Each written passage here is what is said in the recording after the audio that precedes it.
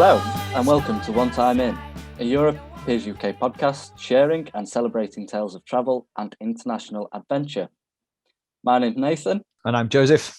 And together we're going to be exploring some of those magical moments that really let you know you're in a different country, culture, or climate. That's right. And today we are joined by Federico. And Federico is going to be telling us a little bit about the time that he spent in Slovakia. Hello, guys. It's a pleasure for me to be here and be part of this podcast today. Welcome. Where are you calling from today, Federico? I'm in Spain right now, A Coruña, northwest of Spain, in front of the Atlantic Ocean. Wonderful. Not so far from Santiago. In fact, I think you know that city as I do, Joseph. Indeed. And so today you're going to be telling us a little bit about an Erasmus Plus project that you were on in Slovakia, no? Yeah, exactly. When you told me about this podcast and the idea, which, by the way, I must say that it's really cool. It's really necessary to do this kind of stuff. Well, you were asking me about some of my experiences in Erasmus Plus projects. And the first one that came to my mind was one that I participated 2 years ago in Slovakia called Nature Calling, was called the Exchange. Was a 12-day exchange. It's one of the many projects that I participate, but I have many particular and special memories from that one. That's why I wanted to bring the story today. The project took place in a really small village called Lasipod Makitu, that is near the border with Hungary. Mm-hmm. It's a really small town with 100 or 150 people living there, that only has a church, a small supermarket, a post office, and a local pub. There's nothing more. Sounds perfect for the project name as well, that Nature's Calling, just being right in the middle of nothing, I suppose. But as we'll get on, a lot of things can happen in nothing as well. So, completely. Yeah. In fact, the place itself was beautiful, surrounded by mountains and rivers, and it was completely perfect for disconnecting from the city and connecting again with the nature. I really felt the call of the nature during those days, for sure. This is let's say a countryside village. People who live there, most of them are farmers. And so, the project, as I said before, was in March. It was still winter, so the days were really short. Around 6 in the afternoon, it was completely dark. And it was also quite cold still, and everything was covered with the snow. So, the participants, we created a really good relation since the beginning. It was a really nice group. Today, many of them are really special friends of mine. So, let's say that from the second night, I think, we started going to this local pub because, basically there was not too much to do apart from that. We started going there to listen to music, have some local food, maybe drink a beer. So we were interacting between us, having fun, etc. In this bar, there were also a lot of locals because, there was not too much to do apart from that for us, but also for them. It was exactly the same. So, even if I was really enjoying spending time with the rest of the participants, I'm a person who likes to get involved in the places he visits. I don't like to act like a tourist and to just have like a superficial vision of what's happening. I like going in deep and trying to understand. You like to really get in there and experience things from a sort of grassroots level and to understand the place that you're in rather than just visit, I suppose. Exactly. It's the only way I find authentic to be able of saying, I was in this place, no? Because if not, it's like I pass it. It can be just a touristic place as many others. But when you start to understand why the people of that place act as they do, which are their tradition, which is their background, you can have a better understanding of the situation. So I think as well, sorry to jump in there, I think when you do spend time in places, although they might be completely different to what you're used to, in places like that, you can learn a lot about yourself as well, and even from the differences between. So, it's a great thing what you do to really get involved with the local people and the actual place. Yeah. Indeed, completely agree. You get to know them, but you get to discover yourself a little bit better each time you do something like that. So yeah, I saw these people there having a beer in the bar. Most of them were old people, let's say about 50, 60 years old. All of them looked like farmers. In fact, you could smell a little bit of cow poop in the environment. It was a really interesting smell. And so I tried to go there and interact with them. The thing is, most of them couldn't know, none of them could speak English. Nobody there could speak English. They only could speak Slovakian. Only the bartender could speak a little bit of English, but really basic. But somehow I was trying to interact with them, but just making gestures, and instead of using words because we couldn't, we started doing it like that. So then we started going there like every night around the same time. We were finding the same people always there. But since the second night I went there, I already went straight to try to interact and have a chat, if possible, with the local people, leaving it a little bit aside the group, but because I was spending the whole day with them, and I was like, this is the moment of the day when I can have this opportunity of meeting these people. And there was one man in particular with whom I started to create a strong connection. Even if we couldn't speak at all, we were spending a lot of nights, well, maybe just playing chess there or sharing a beer while we were listening to music. Even there was one particular anecdote that I also really like. One day we were speaking about music with the rest of the participants, and we were curious about how was the traditional folk music from the area. So I asked it to the bartender. He kind of understood what I was saying, and he told it to this man with whom I was having a connection, a good relation. And this man started to sing in, like, you know, this kind of mountain singings that you find in the Alps, or like give us an example. That's what I want to hear. Yeah, bro. That's what everybody wants to hear. It was something like something like that, which was totally something new and unknown for me, because this is not part of my traditions or my culture. So it was completely cool. It was really cool. I loved it.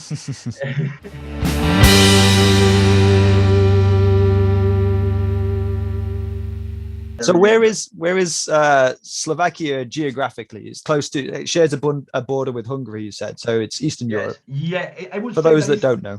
It's more center Europe, starting to be you can say that it's the gates to Eastern Europe, but it's still culturally is more similar to Center Europe countries. Okay. A little bit.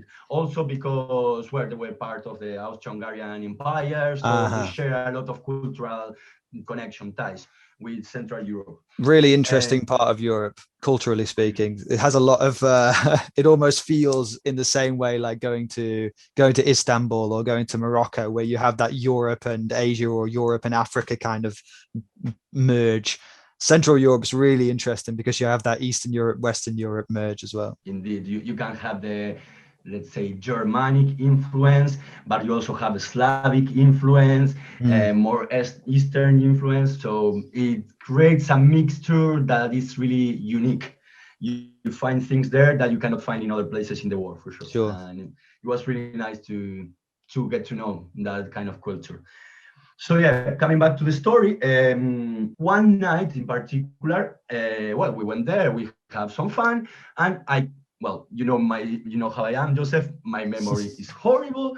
I tend to forget things everywhere. I don't know how. My mother used to tell me that I don't lose my head because I have it stick to my neck. So yeah, somehow I forgot my backpack with all my stuff in the pub. I realized it when we arrived to the place where we were staying, but it was already really late. It was snowing like crazy. So I decided, okay, I'm going tomorrow in the morning. It will be better. I want to rest today. Also because the day after was going to be the last day of the project, and I had to be ready, energetic, prepared for the last day. So the next day I went to the bar at lunch, around lunchtime. I went there and there was only the bartender. Everybody was working in the fields. There was nobody in the pub. And I asked him for my backpack. And he told me that my friend had taken it to his place. He has it with him. Okay. And he told me, but don't worry. He told me to tell you that he's going to come at 7 p.m. He's going to be here with your backpack, so you can have it today. Okay. You can tell that this place in the world that they're not used to like WhatsApp messages or Facebook or texting where you can, yep, I'll meet you here at this time. It always has to go through the bartender at the bar and stuff. And the post office. And Totally. In fact, there were only 2 spots in the whole village where you could have internet connection. Wow. So yeah, that was not an option at all. So yeah, then I went back, I did my stuff, and at 7 I went back to the pub. So there was my friend sitting on a table with my backpack on his side, with the table full of food, traditional local food, plus 2 beers waiting for me. And I just went there and I said, I told him, thank you. Thank you. He could understand the word thank you. Well, the words thank you, that's worldwide known, I would say. Thank you. And he made me signals, gestures of eat, try this, try that, try this. And I started to eat a lot of stuff that I had never tried, and I didn't try again after that. Really interesting stuff, to be honest. You say interesting? What do you mean? What sort of thing was it? Well, the cuisine, the traditional kitchen from rural areas in Slovakia is not what I am used to eat. Well, in that moment, I was starting to be vegetarian, just starting, but in fact, I took the decision during that project. Yeah, it was not, Does not that say enough? No misinterpret. Careful, you'll be making enemies. Not because the food was bad, but it was just something that I wasn't used. There was a lot of pork, a lot of meat, yeah, really fatty stuff, which is not something that you are used to when you come from a Mediterranean country, basically. But yeah, well, I tried everything. We had that pin. We were listening to music, having fun, laughing. Even if we couldn't really have a conversation, we were interacting, and there was communication between us. There was. That's the most interesting thing of this story for me, that it showed me that you don't need to share a language. Of course, if you share a language, it will make things easier, but you don't need. You can communicate with people and share memories, stories, experiences without sharing a language, and that was really, really interesting. So somehow the time was passing by. This was the last night of the project, so it was the final party in the hotel where we were staying. And I was there alone in the pub with this old man while all the people was having fun there. But the hours were flying. The time passed so fast. I didn't even realize that I had been there like for 3 hours with him. And somehow all the participants started to arrive to the pub. And well, we party a lot. In fact, the last memory I have from this friend of mine is an image of him trying to dance Macarena. Wonderful. A 70-year-old farmer from Slovakia.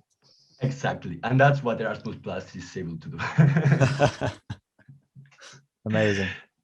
So yeah, no, amazing. I think as well, like you were saying, with communicating, obviously it makes it easier to have a shared language, but not only in bridging the gap of language, but the generations as well between you. Because I think even if you share a language, sometimes it can be difficult to speak to older generations, and also the lives what you've had sound completely different as well. Working on a farm in a small village in Slovakia is just, you've not only bridged the gap of language, but of culture and generational gaps. It's an amazing story, and I really love how in the end the trust you shared as well for him to actually take the time to bring your backpack back, where I suppose maybe in some other places that would have been it for your backpack no more.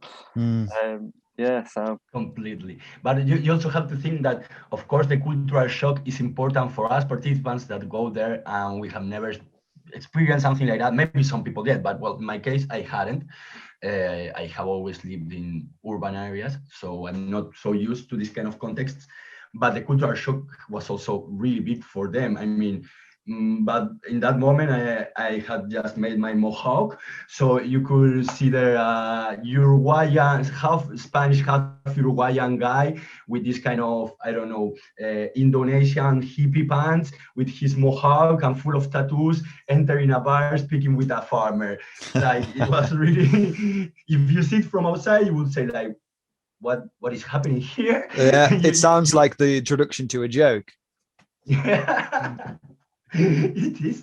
That sounds like that. But yeah, I think really it shows. It could very easily have been a place where young people might have found it very difficult to integrate with the local people. But absolutely, that's not what you found. And I think for me, in my experiences, that tends to be the case. You think you're going to struggle to find common ground when you go to faraway places in the world or different cultures and different countries. But the reality is actually we all have a lot more in common than what we have differences, really. Completely. And that curiosity that I had for getting to know them and all of this that I said before was shared. They also were really curious about ourselves, about our stories. Maybe it was the only opportunity that this particular man had in his life of having a conversation or an interaction with somebody from South America, for example. Maybe he had never seen something like that and he will never. So it was a really special opportunity, but for both parts. It's an exchange in the literal sense of the word. Absolutely. No, definitely. And just to build upon like how you mentioned curiosity then as well, Federico, is that something what you've always had, or have you seen that trait in yourself develop through years of traveling and being within other cultures? I think it's more the second part that you said. Yeah, I have always been a little bit curious, I think, with an open mind and wanting to discovering. But when I started traveling, and the more I was traveling, the more I was being curious, the more things I wanted to learn. When I started to realize how big things were out there, how big the world is, how many things you can discover, I started to realize more and more how small I am in comparison with all of this, and understanding that one of the things that make me happy in life is exactly that, getting the opportunity of getting to know other cultures or other realities, other backgrounds. But as I said before, not as a tourist who just go to a place with all paid, that just go from the hotel to the beach and then from the beach to the pub, and no, trying to get to know these people really, and understanding, trying to put yourself in their shoes. I think that's the key. Sure, absolutely. Exactly. Yeah. And so, I mean, it sounds like you've had some pretty incredible experiences in this one particular adventure in Slovakia. Thank you so much for sharing that with us. So this was an Erasmus Plus project. Like how did you come across that? How did this happen? Well, in fact, it was my second project. After the first one, spoiler, is where I met Nathan and Joseph. So yeah, I was in a moment that I was unemployed, and I didn't want to take a gap year. But before starting to search job again, I wanted to do something, to travel a little bit, to volunteer. I had some friends who had done volunteering before, and they had told me about this. So first I discovered this first project that I was speaking about, Youth for Europe. The experience was really, really good. And while I was in Youth for Europe, I think it was while I was in the exchange itself, I saw like this open call for this exchange, like last minimum call, because there is a participant who was going to come and he cannot. So I applied. It was a project about environment, sustainability, etc. That are topics that I'm really interested in. Um, I said, going to Slovakia after this, well, why not? You told me that I have to go to Slovakia in 10 days. Well, yeah, why not? So I just sent my application. They asked me for an introduction video of myself, which, by the way, I think that was Joseph who recorded it for me. It could have been, yeah, I do remember that. Yes. And yeah, I sent it. They accepted me. And just after the first project finished, I took a plane, I flew to Bratislava, catch 4 trains to arrive to this place. And there I was in the middle of nowhere in Slovakia, when 2 months before that, I could have never expected that for sure. So, and it was the beginning. This was the beginning of my path in Erasmus Plus, that it has been a path that has totally shaped and changed my life until the point that now I want to dedicate my life to this. I have rediscovered my passions and what I want to do with the time I have here through Erasmus Plus. And well, I cannot be more happy and thankful to the people who gave me the opportunity of being part of this. No, that's absolutely lovely to hear as well. And that on that is, it's always reassuring to hear somebody who has that experience and say that it's life changing. And I think myself and Joseph and also agreed that it has changed our lives. And it's not just a selling point where say, come on, these experiences, it will change your life. It really does, whether it is in a small village in Slovakia, or actually the project where we met was quite similar in Burgos as well, a very small village, and but also projects out there in cities for people who've come from small villages as well. So it's just an absolutely amazing thing. And whether it is through the Erasmus Plus sort of program, or just getting out there and experiencing new cultures and new people, it's always something that will help you grow as an individual. And I'd like to touch on there as well how you said that it's allowed you to see your skill. I can't remember the exact way what you used, but see your qualities and what you want to spend your time doing with the time you've got here on this planet. So amazing. And thank you for sharing. You're welcome. And related to what you were saying, something really nice of this kind of programs is that there are a lot of projects really different and made for a lot of different profiles of people. Like maybe not everybody will feel comfortable by going to a small village in the border with Hungary. Maybe I can understand it, but I'm sure that if you have the will, you will find a project similar that will fulfill your needs and your what you expect from it.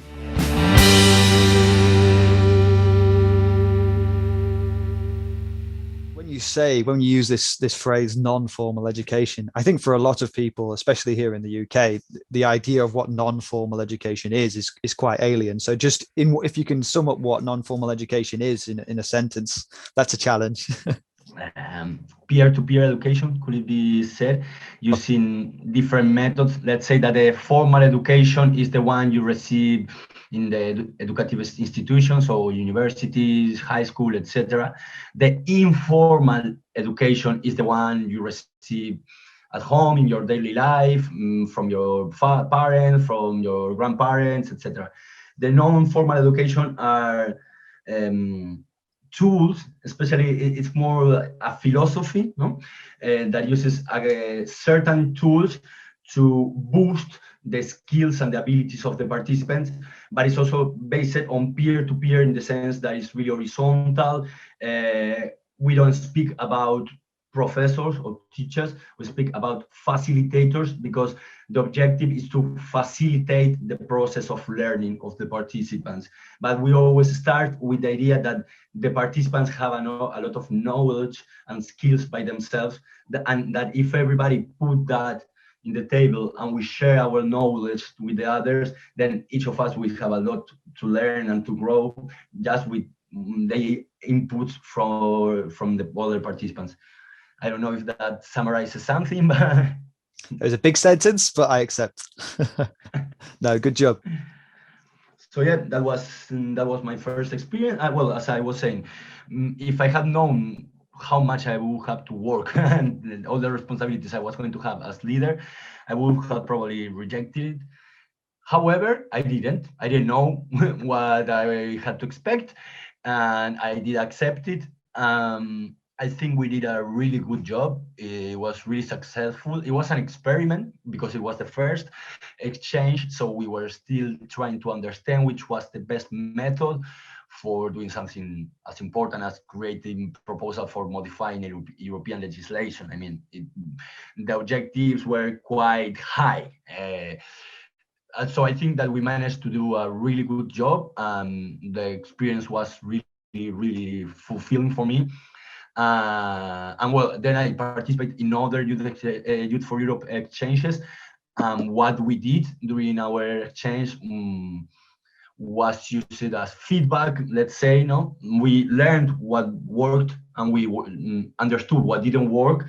And from that, we developed the next exchanges, which each of them was more successful than the one before. But for being the first one, and for personally, for me, being my first experience as a leader in Erasmus Plus War, I'm really happy with the outcome we had. So I guess sort of to round off here, it's been great talking to you, and thanks ever so much for sharing that initial anecdote about spending time away in a faraway place and still being able to communicate with somebody completely different to yourself, and then also to go on afterwards about your experience within Erasmus Plus and non-formal education itself. And I think for anybody else out there listening, there's a lot of great advice what they can pull there from that. But with this being the first one, you have you get to christen or to baptize this question what we'll be asking each of our guests, and that is what is the most unusual dance you've seen while you've been traveling? Well, there was one exactly in Slovakia. I don't remember the particular name because there was a night that a traditional folk music band came. They were playing the accordion and a lot of pipes and strange stuff that I had never seen. It was a dance that was between a man and a woman.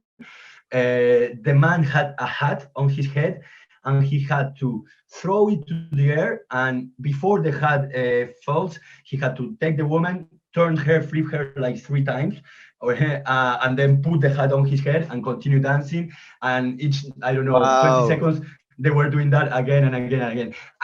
In fact, I tried doing it, not really successfully, to be honest. That sounds like quite a sight to behold. Yeah, Was this? I'm not sure. With us currently being in lockdown in the UK, and I know Spain over there easing restrictions at the minute, but I'm not sure if that'll be a dance what we'll see in bars when they begin to open. That does sound quite unique and unusual. Yeah. Did it take place sorry, indoors or outdoors? Indoors. Okay, you have to be pretty quick spinning the lady around. You have to really. It was really funny. But the people who were dancing were like 60, 70 years old, and it was crazy how skillful they were. I mean, you could see that they had been doing it during all their lives.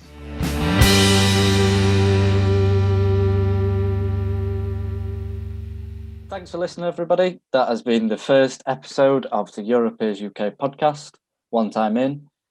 We hope you took as many great insights and as much value from Federico's anecdote, what he offered us about his time in a small farming village in Slovakia, and about how the barriers of communication can be easily broken when you find a little bit of common ground. Yeah, I agree with you, Nathan. Really nice to start things off on a high with Federico's really heartwarming story of those farming connections in rural Slovakia. I think, as you say, really gives a good example of how we can communicate with people when we can't speak the same language as them, and the amazing ability, as you highlighted during the conversation, to be able to traverse so many different potential barriers just by finding a little bit of common ground, as you say. Very nice, very beautiful. Thanks everybody for tuning in, and make sure give it 2 weeks and we'll have another episode coming out, a new story to tell, a new guest, and who knows what else.